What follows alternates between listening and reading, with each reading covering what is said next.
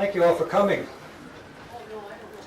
I hoped that we would have, I thought that he deserved a crowd like this. I didn't know whether we'd get one. And on very short notice, on Monday there was 18 or 22 people that RSVP'd. And I had 20 just today, so I'm glad you're here.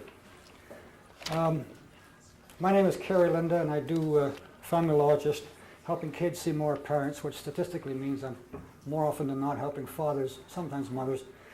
A couple of years ago, a client of mine who had a parental alienation syndrome case, I didn't know it at the time, gave me a book called The Parental Alienation Syndrome by Dr. Richard Gardner. And about almost a year ago, I got another case like that, and the client sort of said, "Who's the guy?" So I got Dr. Gardner involved again, and he's here on that case. I was in Detroit a couple weeks ago at the National Congress of Fathers and Children, where just totally coincidentally Dr. Gardner gave a half-a-day lecture, and I said to him afterwards, "Can you cut that in about half? And when you come to Vancouver?" He said, "Sure." So here he is. He's here tonight, and the food in the room and the videotaping and everything is in the auspices of a brand new society called Kids and Divorce Society, which has been incorporated to basically educate and legislate co-parenting concepts, and more particularly to do test cases in courts around co-parenting. This is their first throw at the educational component, and hopefully there'll be more of it. I think the subject matter is of keen interest. I got a call from a lawyer in Nanaimo. I don't know how I heard about it, because I just had it canvassed in Vancouver. He said there's 18 of us that want to come. And is the fellow that phoned me here by any chance? Was that you? Oh, where are the rest of them? Well, as I said to you, though, the other 17 had some transportation problems. Yeah. Because of the timing, but there's a lot of interest in locally. I appreciate that. Thanks for coming. We got a tape here at the very last minute. That will be available to anybody that wants it afterwards. Give me a month and then get a hold of me. I've put out a presentation folder in the back, which you can all have. In it is the strongest case I have found in Canada, Johnson out of Alberta a year ago, where a judge took an 8-year-old boy from a custodial parent and just to a non-custodial parent. The no nonsense, right to it, which is very much what Dr. Gardner is all about in the appropriate situation.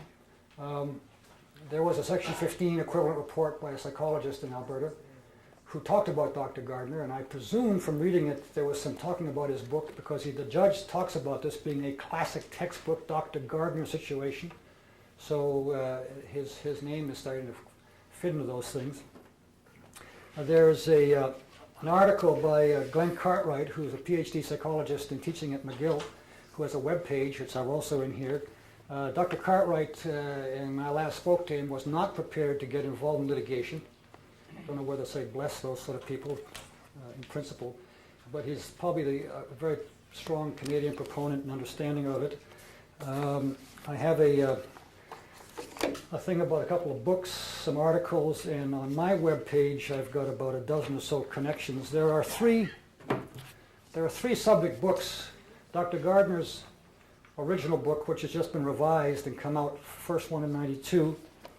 There is an excellent book put out by the ABA, which is a little bit older, by a couple of fellows that you can get. You can get all these off of either some forums in here or Amazon.com on the net. There's a book which has just come out by a Ohio psychologist, Doug Darnell, called Divorce Casualties, which is about PAS. This book is written for parents. Richard Warshaw, who's a psychologist in Texas, advises me. He's got a book coming out in about 8 months, also on the subject, targeted to parents.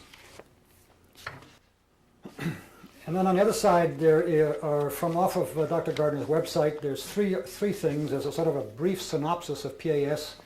There is attached to my comments about articles the case law that's come out of the United States with 1 or 2 Canadian cases that have cited his stuff that he's either been involved with. There's a peer group review about sex abuse and some of his books. Enough of that. The idea tonight is that he will talk for about an hour and a half. If you have to then go for supper or something, we're going to then break. There's going to be a lot of sandwiches outside, tons of food. So you can then come back in and we'll have a question and answer until midnight if you're up to it. Doesn't matter.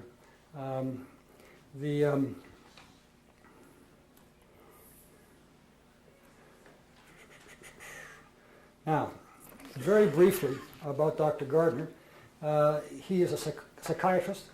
He came out of Columbia University and a host of other schools. It's just one of these marvelous things that you'd be delighted to stand up in front of a judge and say, well, here's my expert, look at this. Because there it is, and he's done a ton of things all over the place, Russia, all over, he was in Germany, and he's got his books, and he's an old enough fellow that doesn't mean squat to him anymore. And he just goes, he sounds and looks very stern when he gets up there, but he has, the other side of him, he's got an incredible repertoire of jokes. So if you ever do manage to hire him, spend a whole night on that subject. So without further ado, Dr. Richard Gardner.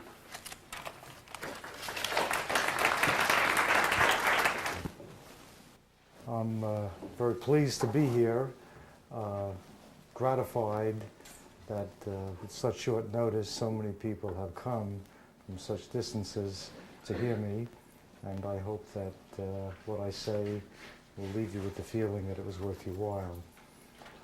Let me ask first to get a sense of the audience. How many here are lawyers? How many judges, if separate from lawyers? No judges. A few judges. Okay. Psychologists, psychiatrists, social workers, mental health professionals, therapists, family counselors. Okay. Anybody I miss? Pastoral counselors, nurse practitioners. Okay, so it's mainly lawyers. Okay. Oh, for the victim, okay. I'm going to be speaking about PAS, victims of PAS indoctrinations, and I'm going to be speaking about bona fide abuse and the victims there too. Somebody else raised his or her hand about a category I missed. Okay. What I'm going to do is I'm going to give 2 presentations. I'm going to try to condense what took a whole morning in Detroit. The first will be on the PAS in general, and the second will be on differentiating between PAS and bona fide abuse. And that's a very important subject, becoming increasingly important. Now, with regard to my background and how I evolved into the PAS, I did my training in the late 1950s. In the early 1960s, I went into practice, and because I was a child psychiatrist, because I had some experience and interest in forensic work, I began to get referrals in child custody disputes and began working in that realm. Between the early 60s and the early 1980s, I did a lot of work in standard custody disputes. But in the early 1980s, I began to see a new phenomenon. I began to see children who I initially thought were programmed. They were embarking upon campaigns of denigration, and usually, more often than not, it was the mother who was winding the kid up against the father. And my original thoughts were that this was probably programming and that the parent was trying to strengthen his or her position in the custody dispute. But then I had a few experiences which made me wonder about the whole programming issue here. Namely, I remember one boy, early 1980s, who was in a custody dispute. The mother called me and said, I'm sorry, I'm going to have to cancel our next appointment 2 days hence. My husband's father died, and we're going to the funeral. I said, what happened? Well, he was an old man, he was in the late 80s, and he died of complications of diseases of the elderly. Okay. Kid comes in the next session with the mother, and I said, I'm very sorry to hear about your grandfather. I understand. He said, I guess they told you that he died. Yeah. He says, he just didn't die, he was murdered. I says, well, who murdered him? He says, my father. I said, wasn't he in the hospital? I thought he died of old age. He was an old man of 88. He didn't really die. He was murdered by my father. And I said, well, what happened? How did he do that in the hospital? He sneaked in, 7-year-old kid. He sneaked in the middle of the night, and when the doctors and the nurses weren't looking, he poisoned them. And I said to the mother, what do you think of that? She says, well, I don't think that really happened, but I wouldn't put it past the son of a bitch. Now, you see, you're laughing, which is data. It's ludicrous, but it's data. Why does this child come up with this scenario? There's the mother who supports it, partially. All those are questions that are important to answer and understanding what's going on here, including the laughter. I then began to appreciate that PAS was not simple. I didn't call it PAS then. I wasn't dealing then with simple programming, that the child was jumping on the alienator's bandwagon and incorporating scenarios of his or her own which complemented those of the programmer. So that I decided I couldn't call this phenomenon a programming or brainwashing, but I had to give it a name that would encompass both of these contributions, and I introduced the term parental alienation syndrome, and made it very clear at the outset that it's the combination of the two factors. Later on, I'll tell you what I've come to learn about why the child contributes. Now, I use the term syndrome also. By definition, the syndrome in medicine is a cluster of symptoms that warrant being given a name or a rubric under which these various symptoms are subsumed, because even though they are seemingly disparate, there's a common cause, there's a common etiology, there's something that pulls them together. They're not just randomly selected and clustered together. Down syndrome would be an example. So you have mental retardation, you have a facial, your drooping lip, you have a facial expression which resembles an Asian person, thus the Mongoloid term. They used to be called Mongoloid idiots, things like that, at a time when idiot was not a pejorative term. And they also have certain configurations of the hand and the creases of the hand, shortness of the fingers, and other symptoms which don't appear to come together. What kind of a cluster is that? But we know now that there's a certain genetic defect that is the cause of all of these seemingly disparate symptoms.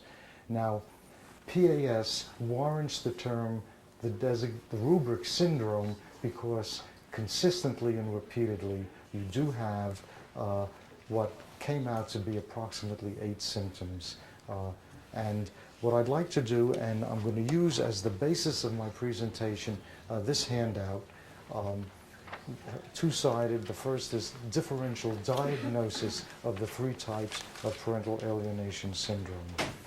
Now, so on the side that has diagnosis, the primary symptomatic manifestations. The first is the campaign of denigration. So the child is preoccupied with a campaign of denigrating the alienated parent. The terms I'm going to be using now, and with rare exception, and I use this in my latest edition of the PAS book, I call the alienating parent, in order to avoid the problems of being labeled a sexist, because more often the mothers and the fathers are the alienators, and if one says the mother, you get criticized. Anyway, there were fathers, 10-15% of cases in my experience, the father's the primary alienator and the mother is the victim. So I refer to the alienating parent, the programming parent, the PAS-inducing parent, the alienator, and then The parent who is the victim I refer to as the alienated parent, the victimized parent, the targeted parent, the target parent, the deprecated, the denigrated parent. Those are some of the common terms that seem to be coming out in the literature to refer to the two parents. So that you have the campaign of denigration. I hate him, generally in a situation where the victimized parent has not abused the child and is in no way, it isn't a justifiable campaign of hatred. It's not that the person may be winning Parent of the Year awards, but generally prior to the onset of the syndrome, the parent has been reasonably good, devoted, and dedicated, and not someone who suddenly overnight warrants this barrage of denigration. By the way, by definition, it is a syndrome that arises in the context of a child custody dispute. I have not seen it elsewhere. If we are talking about denigration in other situations, generally the PAS is not applicable. And it is not an applicable diagnosis when there is bona fide abuse.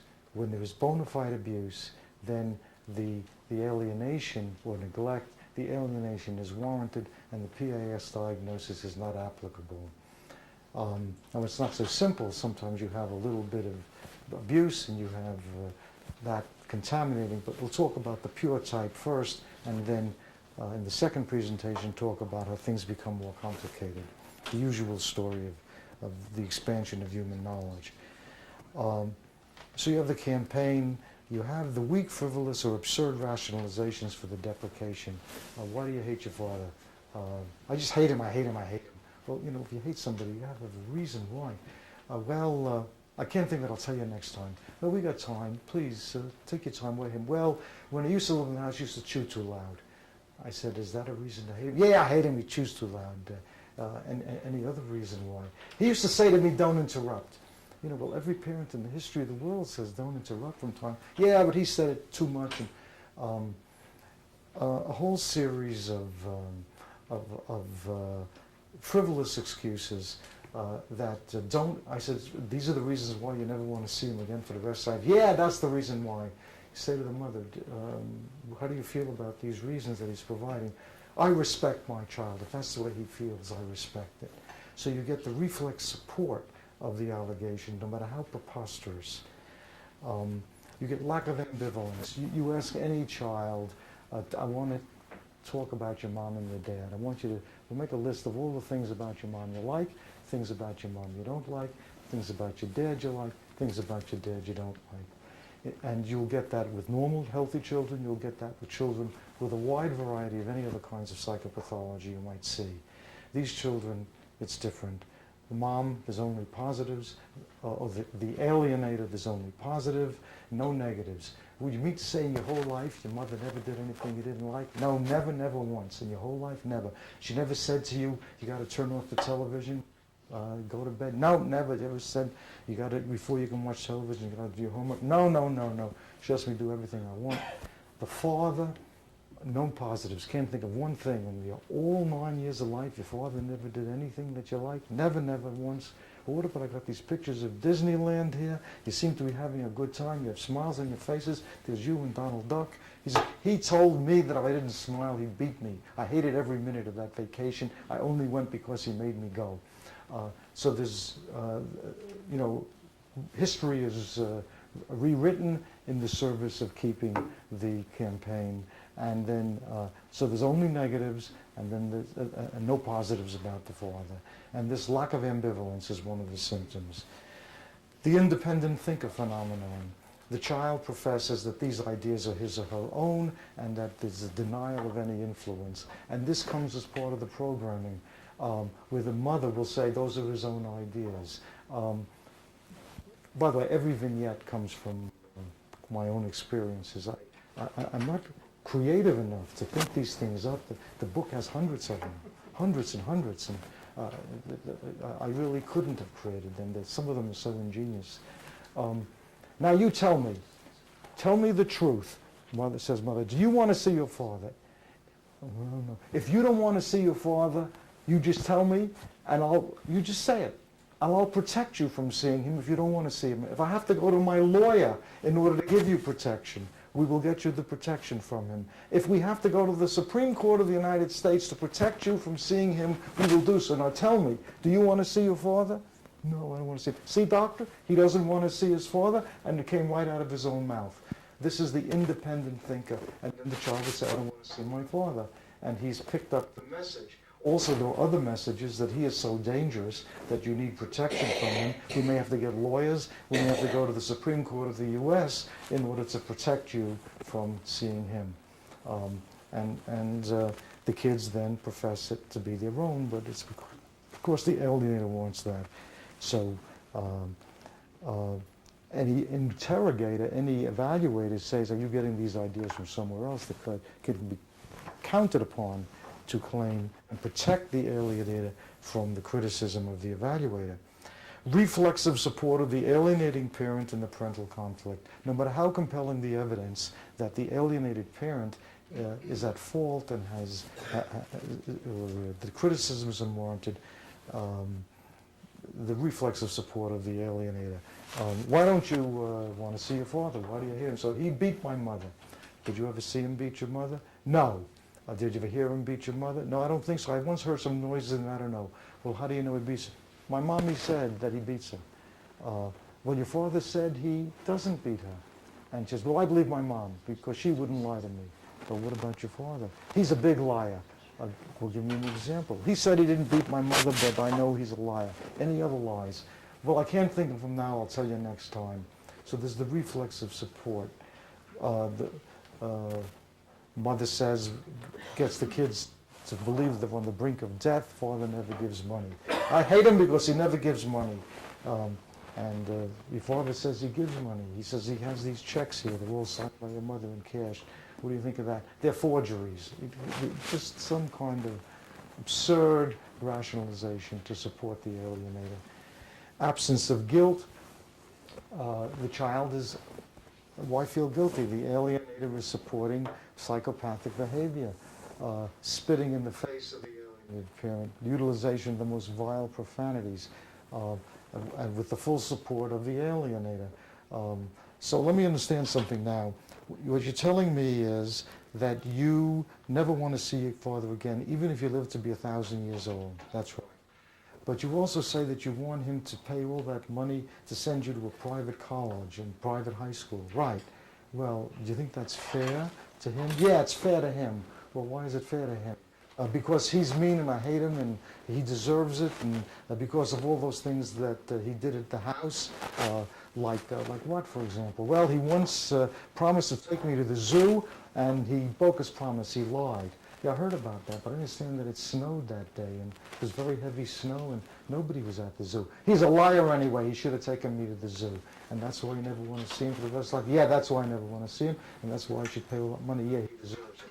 And spit in his face, call them with vile names, and with no guilt, because the programmer is supporting the psychopathic behavior.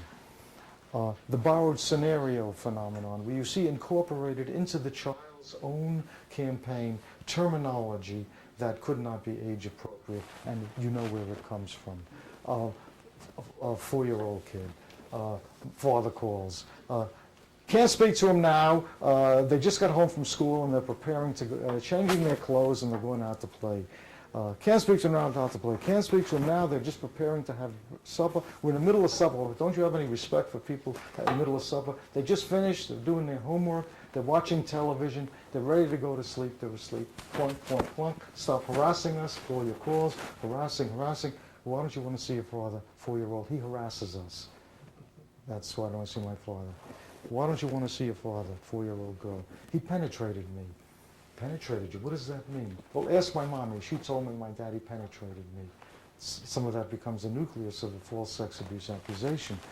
When I go to him, I have a separation anxiety disorder. 4-year-old child. Well, what's that?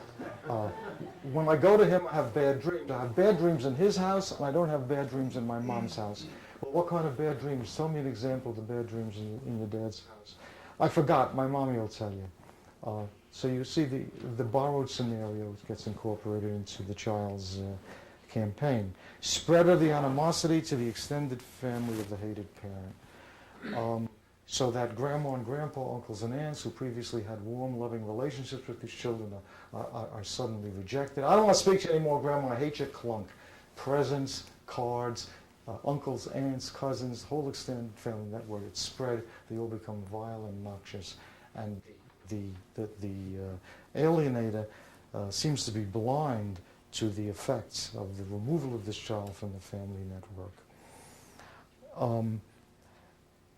That number just seems to be the number that fell into place. Of course, you don't see all the symptoms, but generally in the moderate and the severe cases, you see all of these symptoms. There may be 9, but I haven't, you can probably add some of your own, but these are the major 8 symptoms of the PAS. Now, what you have on the chart here are the 3 types and how they differ.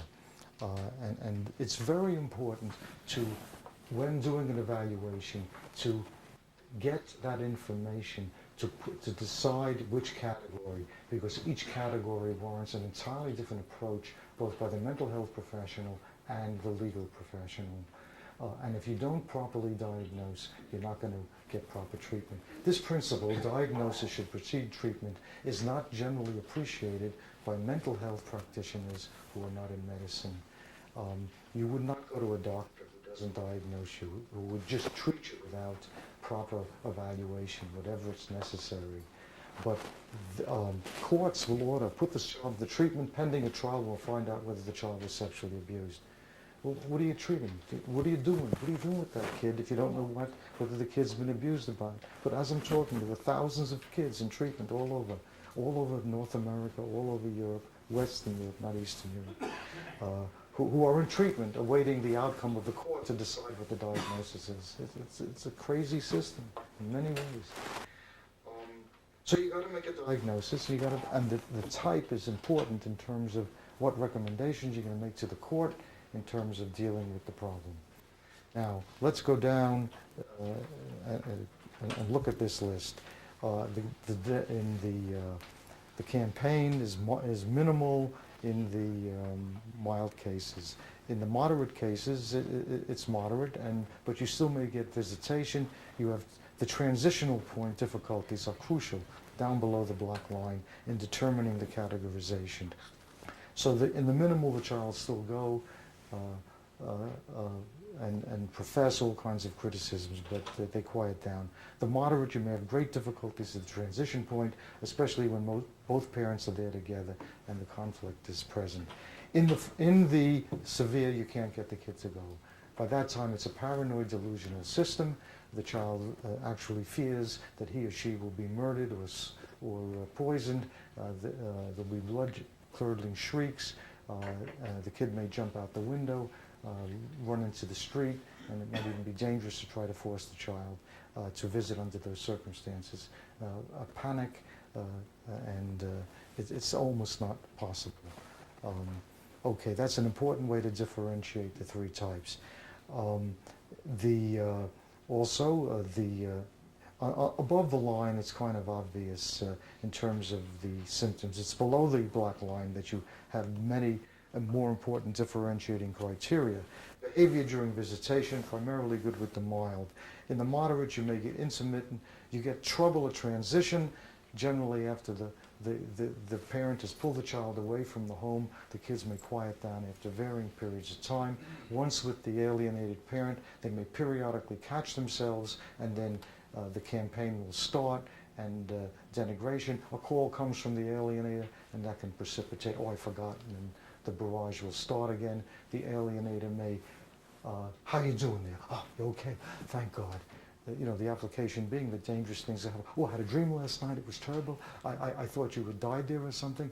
Or calls all the time to check it out. What are you doing now? What is he doing now? Is everything okay? I'm just worried about you. It's a message that this is a dangerous place you're in, and the alienator has to ever be vigilant and worried about what's going on there. The older ones may wind up the younger ones and remind them that it's time. I'm going to tell mommy that you were nice to daddy. I hate you, daddy. I hate you, daddy. Okay, so that will protect the child from being reported to the alienator about that they were nice. The behavior during the visitation of the severe, if they get in there is sabotage, even setting fires, destroying property, doing everything possible to cause grief to the victimized parent. Bonding with the alienator. In the mild form, the bonding is usually strong and healthy. In the moderate form, it's generally strong. It's mildly to moderately pathological, but it's still usually pretty strong. With the alienator, in the severe form, the bonding is usually very sick. There's a very strong pathological bond, sometimes referred to by a term introduced into psychiatry in the 19th century, folie à deux, folly or silliness or craziness for two, and it generally refers to a disorder in which a sick person who's more dominant will induce in a more passive, dependent person the same psychiatric disorder that the dominant person has, a disorder that the more passive, weaker person would not have otherwise suffered with if not being inculcated with that disorder by the more dominant person. The PAS is an example of a folie à deux, and the DSM-4 diagnosis of shared psychotic disorder is applicable. In courts of law, because PAS is not in DSM-4 yet, one runs into trouble. This is soon not going to be as big a problem. In your folder, what happened to my, in the folder, Mr. Linda made reference to these documents, but I want to elaborate upon them for those of you who are involved in lawsuits involving PAS, in which the opposing attorney will argue that PAS doesn't exist because it's not in DSM-4. That's like arguing in 1981 that AIDS doesn't exist because it wasn't in the medical textbooks yet. It takes a few years, and DSM-4 requires a body of literature, peer-reviewed journals, etc., in order to consider it. The DSM people are going to start meeting again in the year 2000, and the projected date of the next DSM issue is probably 2004 or thereabout. In 1991 and 2, when DSM-4 was being prepared, there were not enough articles in the literature for me to approach the committee and get serious attention. This is going to be very different in the year 2000, because this is being updated practically every week on my website, and I can give you that. It's for the updates for legal purposes for those who may say it doesn't exist. I'll give you the website in a minute. What you have here is the articles in peer-reviewed journals on the PAS. Now, the first few pages refer to the common criticisms made. It doesn't exist, not DSM-4, things of this sort. All the arguments about it are dealt with in that initial material. Then you go down, you have articles of mine in peer-reviewed journals on PAS, and then you have articles, a whole series of articles by others that are primarily on the PAS, and then articles that deal, so much so that the name is in the title, and then articles on the PAS, in which it's primarily focused on, but not in the name. Then you have other references to it. And then you have, in another document, citations in various rulings in which both in the US, Canada, and now I'm getting some from Europe, in which the PAS is recognized by the court. So this is extremely important. There's another document on my articles on sex abuse accusations, similar use for peer-reviewed publications. We're going to have after I finish speaking, we're going to have a short break, and then I'm here for the rest of the evening for sandwiches, for questions after the sandwiches. For sandwiches, too. I haven't eaten very much today, so you can understand that slip. But,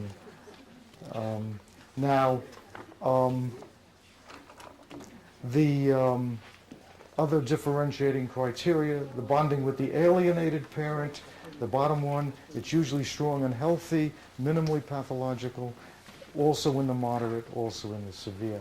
That person does not deserve to be treated so badly. There is a good bonding.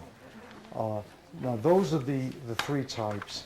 Now let me give you my theory now as to what happened with PAS. Why did it appear in the 1980s?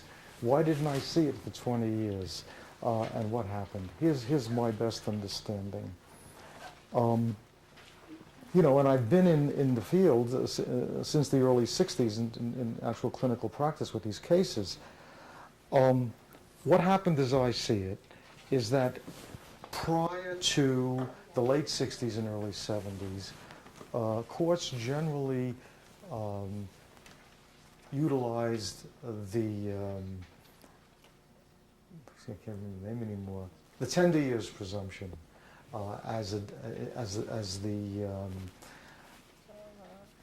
dictum under which the custody decisions were made, and that the general assumption was made that the mother is basically superior, genetically, biologically superior to the father as a child rearer, and that prior to the late 60s and early 70s, the only way a father could hope to get custody was to provide compelling proof to the court that the mother was seriously deficient, that she was a drug addict, an alcoholic, promiscuous to the point of bringing men into the house, things of this sort. Now, in the late 60s and the early 70s, men said, hey, wait a minute, wait. You're calling us male chauvinist pigs all the time. Tender years presumption is intrinsically sexist. Why should a woman, by virtue of the fact that she's female, automatically be considered the preferential parent? This is sexist, and we want this whole thing reconsidered. It was reconsidered, and we see a shift to what came to be known as the best interest of the child presumption, replacing the tender years presumption.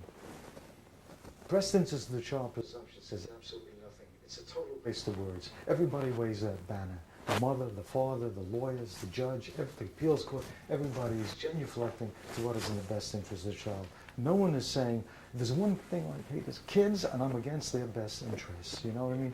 So, and you can add to that old people and cripples and sick individuals as well. You know, so everybody is for the best interest of the child.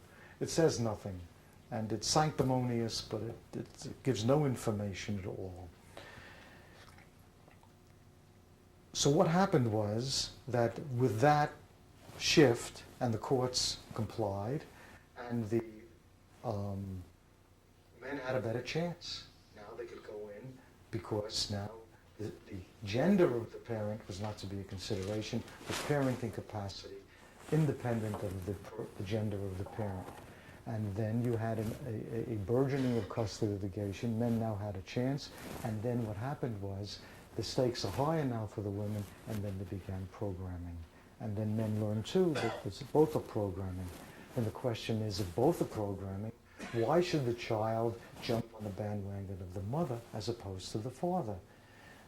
And my answer is that the mother is the one with whom the child is more closely, strongly bonded. More often than not, she's been the primary caretaker, and she's been the one with whom the children were bonded, and they want to jump on mom's bandwagon in order to preserve that relationship under the threat of the disruption of that in the custody litigation. And that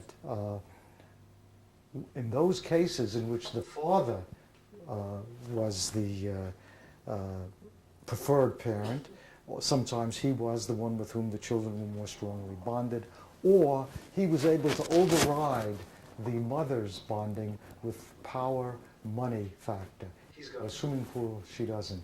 He can hire lawyers who are more effective, more expensive, and mother was in a weaker position financially, and overriding the mother's stronger bonding, and what needed a stronger campaign over a longer time in order to prevail. The introduction of the joint custodial concept, shared parenting. What's this business? One parent's the primary parent, the other secondary. This is the doling out a few hours on weekends. Let's shared parenting, joint custody, equal time, eroded further the mother's position, and then intensified even more strongly the need to program, producing in me a feeling for many of these women that more to be pitied than scorned. They have been shortchanged by misguided egalitarianism. If women came to me, and they didn't, in the early 1970s and said, and wanted my opinion on the new egalitarianism, I would say to them this: there are differences. Not everything is equal. Cancer of the ovaries is more common in women than men. Cancer of the testicles is more common in men. Cancer of the breast is more common in women. What you should be doing is saying this: what we're talking about here is bonding. That's the issue, bonding. The parent with whom the child is more closely bonded should be the parent who is given primary custodial preference in the custody dispute. The result of this is the three-step principle, presumption. The best interests of the tender years presumption should have been replaced by what I refer to as the stronger, healthier psychological bond presumption, not the best interests of the child presumption, which gives no information at all. The stronger, healthy psychological presumption is 3 steps. Number 1, preference should be given to that parent, regardless of gender, with whom the child has the stronger, healthier, not sicker, stronger, healthier psychological bond. Step 2, that parent who was the primary caretaker, that parent, regardless of gender, who was the primary caretaker during the earliest years of the child's life, is more likely to have developed the stronger, healthier psychological bond. Step 3, the longer the time gap between the early years and the time of the evaluation decision, the greater the likelihood other factors will prevail that may tip the balance in either direction. If that presumption were introduced in the late 70s, early 80s, when all this happened, I wouldn't be here talking about PAS. It is a preventable disease as much as any disease that can be prevented with a vaccine like polio.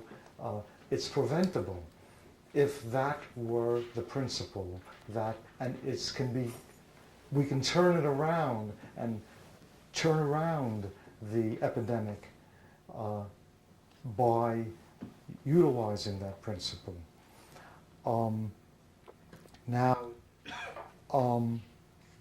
With regard to the second side of the sheet of paper, the treatment. Notice I use the term the differential treatment of the 3 types of parental alienation syndrome. Differential, meaning that there is different treatment for each of the 3 types. Again, cannot emphasize strongly enough, without proper diagnosis, you cannot properly treat. Legal approaches and psychotherapeutic approaches. I put the legal approaches first, not by chance, because they are more important than the psychological. In the mild, remember the disorder arises because of the concern of the mother or the alienating parent of losing custody. It's a programming. The court ruling that primary custody still remains with the alienating parent, who was the one with whom the child had the stronger bonding anyway, will generally cure it. In most cases, there's no need for the programming, there's no need for the child to have the campaign. The child, rest assured, you're going to stay with the alienating parent, usually the mother, and that's that. And no therapy is usually warranted. moderate. Now things become more complex. Plan A and Plan B. Plan A, a court ruling that primary custody shall remain with the alienating parent. Part 2, court appointment of a PAS therapist, asterisk, as described in my book. This is not a case for any old therapist.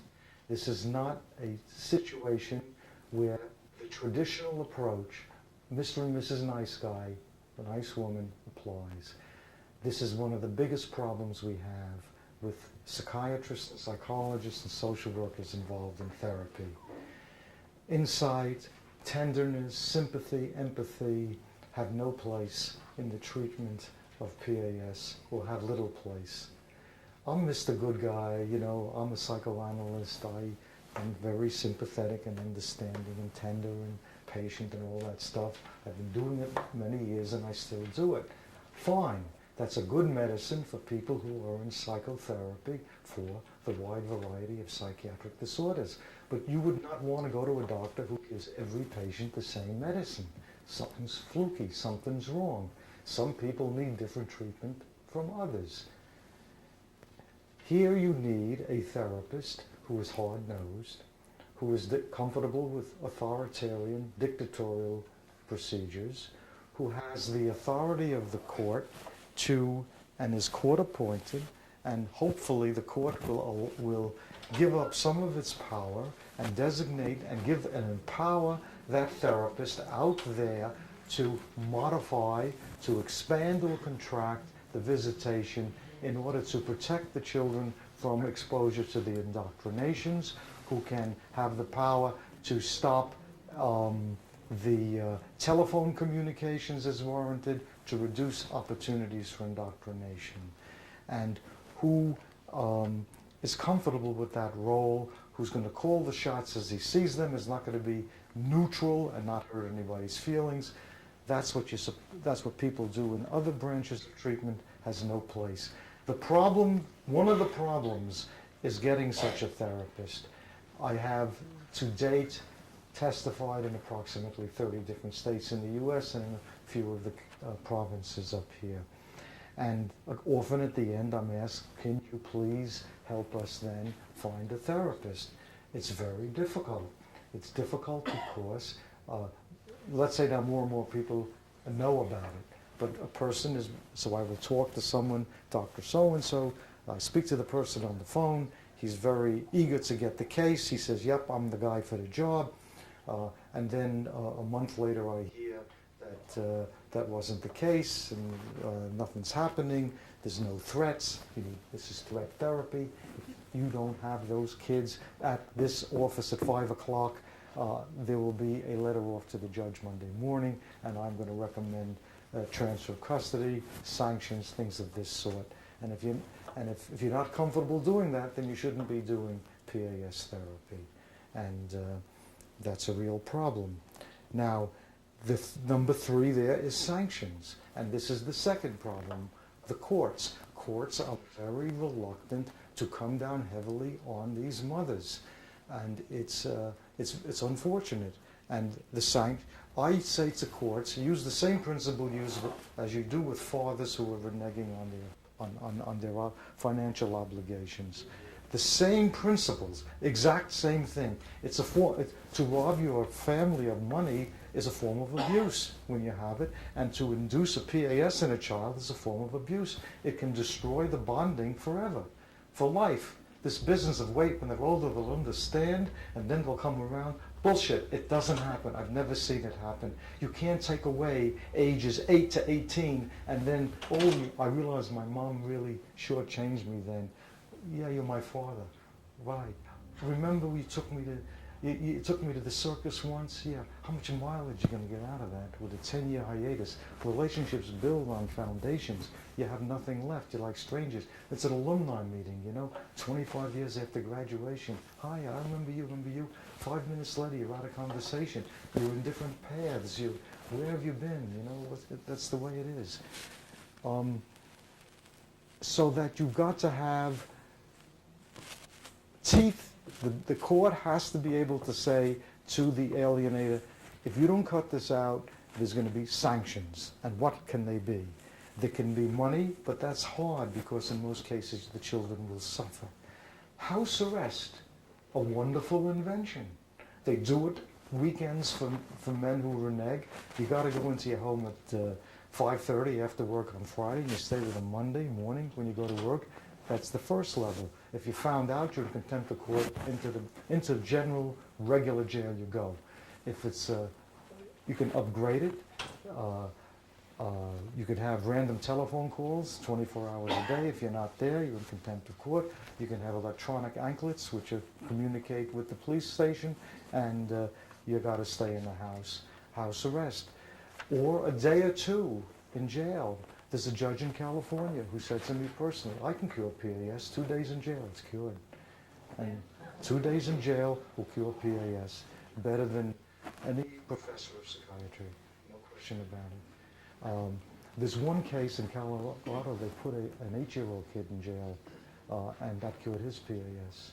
If you don't go to jail, you go to, I'm not recommending it, but the principle for a 13 or a 14-year-old, they put them in juvenile detention centers for bona fide crimes. You put the kid in there for a day or two.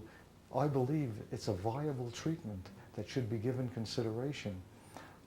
You're dealing with a dangerous situation that gets worse and worse. And then regular, the house arrest and then the incarceration.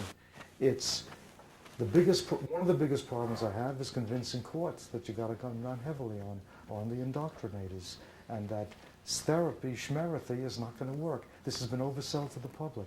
I'm a psychiatrist, I'm a therapist, I do it all the time. I'm a psychiatrist, I got 2 subspecialties, child psychiatry, psychoanalysis. I've been on faculties in different places. I know about therapy, and I know also a lot of it is bullshit. And that 95% of people do their patients more harm than good. And it's been oversold, but it's easy for the courts. Therapy in this case, judge has done his or her job, you're in therapy, you're rushing into this case, the therapist is supposedly going to cure it. Doesn't happen. Do the follow-ups. Nothing happens.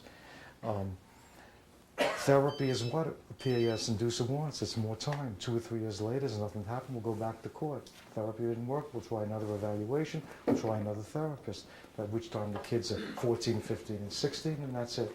It's the end.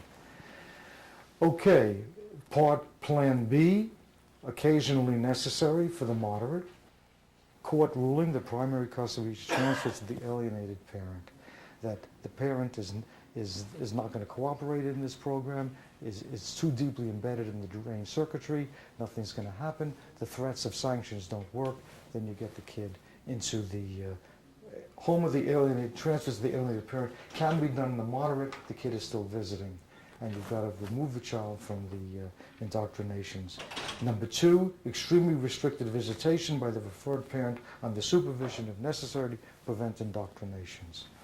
Okay, now with regards to psychotherapeutic approaches, for Plan A, the most common treatment by the PAS therapist, a program might be the alienator must bring the children to the therapist's office at 3:30 on Friday afternoon. And then the alienator and the children might be seen for a half hour. Alienator must leave, not in the waiting room, not in the parking lot, but you go home or you go X number of miles away. And if you are seen in those sites, contempt of court sanctions, because the kids are not going to be free knowing the alienator is in the next room, in the waiting room, in the parking lot. Then half hour with the kids alone, and then alienated comes in for the 3rd half hour, and then you talk physical experience of being with that person, then they go home. And then that kind of thing. Part B, occasionally necessary, monitor transitional program. Now the transitional program is, I'll elaborate a little bit on in the severe cases. Legal approaches. For the severe cases, court order transfer primary custody alienated parent. In most cases, this applies to about 5 to 10% of the cases that I've seen in my experience. Most of them are in the mild to severe, but 5 to 10% are the severe, and they, as long as you leave the kid in the home of the alienator, that's it. Forget it. It's terminal cancer. Metastases all over the body. Nothing's going to happen. And if the court is going to say, well, we can't get the kid into the home of the alienated parent, then we can do nothing. Then you're going to let the kid rot and die, because that's what's going to happen. And you've got to get the kid out, and this has to be a transitional site. There's a case now in Queens, which will probably, hopefully, break some ground here. It's where the judge took the child, in Queens in New York City, took the child out of the home of the alienating mother and put the child first temporarily in a foster home, pending placement in the home of an aunt, and with restriction of the mother, and then the father then visited this transitional site. The mother couldn't stay away. It was in all the papers. The Today Show called me on it, and I filmed a clip for the Today Show. And the case is going to trial, they tell me now, August 24th in New York, and the Today Show may then do a piece on this. I'll be very pleased if they do it, because you don't, 2 hours interviewing them, they get 30 seconds. But at any rate, it'll bring international attention to this particular case, where the judge did what was necessary in this case. People are screaming, you took the child away from the mother, you put a child in a foster home, you have two parents, and there has to be a precedent, there has to be more and more acceptability to this kind of thing in the severe cases. Now, the transitional site program, it's elaborated upon, time doesn't permit me. The PAS book has it elaborated, the different kinds of restricted environments, the control, the monitoring of the alienator to protect the children from the indoctrinations. And then the therapist monitored transitional site program. All right, that is basically the key words for my presentation on the PAS. Now, I know you have questions, but as I said, we will have lots of time for questions. I want to now go on to the second presentation on bona fide abuse and differentiating between bona fide abuse and PAS. What's been going on in recent years is this. Bona fide abusers have been saying, I'm not an abuser. It's more for men than women. She's inducing a PAS in these kids. I've been father of the year, and these kids are not being abused. So you have a new problem now, a new development in the last few years on how do you differentiate it. Now I'm going to give you a classical case, the pure form, and then real life is often more complicated. You can have a little of both. In the new book, I have a whole chapter on differentiating between PAS and bona fide abuse. Now, what I do is, you have to, I divide the considerations into four categories. For the children first, and then for the parents. With regard to the children, you have to evaluate the children for PAS. Do they have the symptoms of the PAS, the 8 symptoms that I've described? Are they PAS kids? PAS kids look very different from abused kids. Kids who are bona fide abuse have different symptoms. It's a different disease. It's a different collection of symptoms, and they look different. But you have to do an evaluation to see what the kids look like. So that when I use the term abuse here, I'm referring primarily to physical abuse and emotional abuse, psychological abuse. I'm not referring to sexual abuse. That's another category which has its own collection of symptoms. But it includes parents who are menacing, threatening, hovering, intimidating, and all that involves physical and emotional abuse. So some of the more common symptoms of abuse, physical abuse and emotional abuse, is you have preoccupation with the trauma. that you've been traumatized, that you're beaten 3-4 times a week. You sit in school and you're thinking of going home and you're afraid that you're going to get beaten again and humiliated. It's a traumatic experience which engenders preoccupation. The PAS children don't have these symptoms. Again, I'm giving the full-blown picture. Some of these are symptoms you see in the PTSD, the post-traumatic stress disorder. They are traumatized children. Episodic reliving in flashbacks, so that if the child walks down the street and sees someone who looks like the abuser, there's a sudden strong emotional reaction, and you start reliving the experiences, like the Vietnam veteran who passes a movie and he sees a combat scene depicting the movie playing therein. Dissociation. I don't want to go into it. It's a complicated thing. But you basically, it's a brain blitz where you lose perception, and anyway, depersonalization. You get use of play, recreational desensitization in fantasy play to rework the trauma. An example would be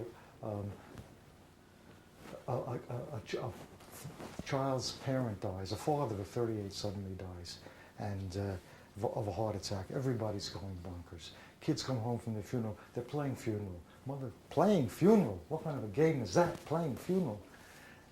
They're desensitizing themselves to the trauma. It's called a game because we give that label to it, but actually it's a way of desensitizing oneself by reliving and reworking and accepting it and resigning oneself to it. And we all do that with any trauma. You're in an accident and your brain is filled with it, and you're preoccupied, you're obsessed with it. Every friend you speak to, you call to, you speak about it. And as time, death, the same kind of thing. Then as time goes on, you go back to the world that you were in. So the play is used to rework the trauma. So coping mechanisms, desensitization, the police come, they throw them out the window, they give them the electric chair, things like that.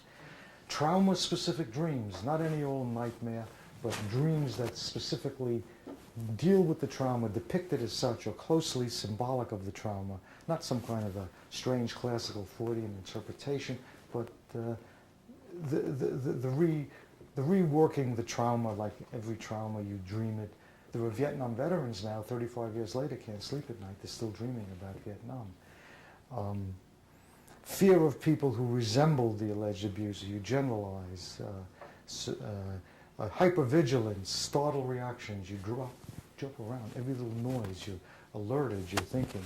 An approach by a friendly person is flinching. Flinching is an important sign of a bona fide abuse. Running away from home, from the site of the abuse. Pessimism about the future. What do you want to be when you grow up? I don't think I'm going to grow up. I'm not going to live that long. They're depressed. They're pessimistic about the future. This is the picture of the full-blown classical abused child, physically abused, emotionally abused. They're withdrawn. They have little pleasure in life. Now, full-blown picture. When you go to your doctor and let's say you have chest pain, so he examines you. He does tests, cardiogram, what have you. He has learned in medical school what the classical picture looks like for a wide variety of diseases of the heart. And as he's examining you and getting in the data, he's thinking of how you compare with XYZ disease, which is more likely, diagnosis, this is the most likely, differential diagnosis, rule out other diseases which may be considered, which look like it. So you compare to the classical, and then you recognize that the real world may not be as pure, but at least you got some guidelines. So this is the pure full-blown. So when you have a child in this particular family where mother says he's an abuser, and father says I'm not an abuser, she's a PAS inducer, you look at the kid and you see which is the child more like, A or B, and then you have a hint.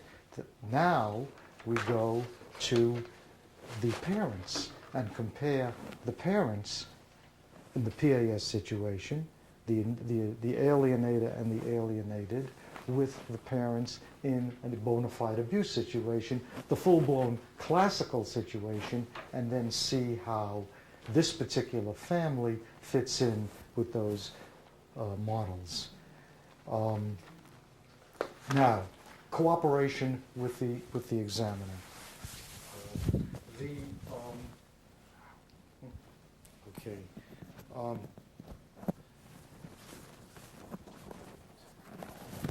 Generally, in a PAS situation, the inducer, the indoctrinator, is generally uncooperative, is not pleased about the appointment of a court-appointed impartial independent examiner, fights tooth and nail, whereas the victim can't wait to get into the office of especially a court-appointed independent or an expert who's going to see all parties. In contrast, in the abuse situation, the abuser is going to avoid and be uncooperative with such an appointment, lest the abuse be smoked out, and the victim, the parent who is a victim of the abuse, is going to be happy to have such an appointment. So that gives you some information as to who is, whether it's an abuser situation or a PAS. Now,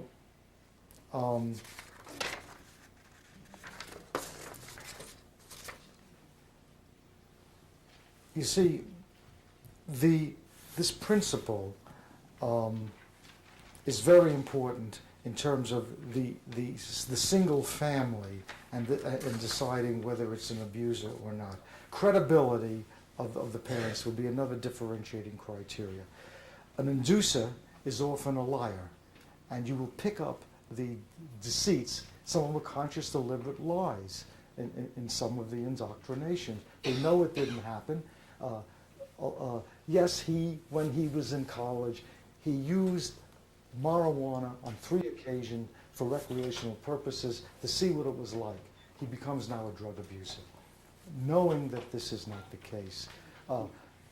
Let's play a funny trick on Daddy, says Mom to a 7-year-old. Let's go into the police station and you tell them that Daddy played with your penis. That'll be a funny joke. True story. Destroyed the man's life. Gangbusters came in, and that was the end of him. That's conscious and deliberate deceit. There's an old legal principle from Roman law: falsus in uno, falsus in omnibus, false in one, false in all. So if you pick up one lie, not a little white lie, a woman who lies her age a couple of years, I'm not talking about that. I'm talking about lies that are conscious, deliberate deceits, and if you're going to get it in one area, you're going to get it in another. Now, so that the abusers, the indoctrinators, usually have lies that go beyond the deceits involved in the programming, and abusers are usually liars and deniers and cover up. So if you do massive statistical studies, you'll find, let's say, 80-90% of PAS indoctrinators are liars and psychopathic of somewhat, and let's say 80-90% of abusers are liars. So the statistics from the literature do you no good. But this one family, you forget all the statistics. This one family, which one is the liar? And the one who's a liar is more likely to be either the PAS indoctrinator or the abuser. Very important principle. Lawyers are always saying to me, you want articles in literature, show me this, show me that. I said, every article I can show you that says this, I'll find you another article to show you that. Forget it. Let's talk about this family. And I very rarely refer to the scientific literature, which presumably gives you clout in courts of law, but it's a misuse in psychology.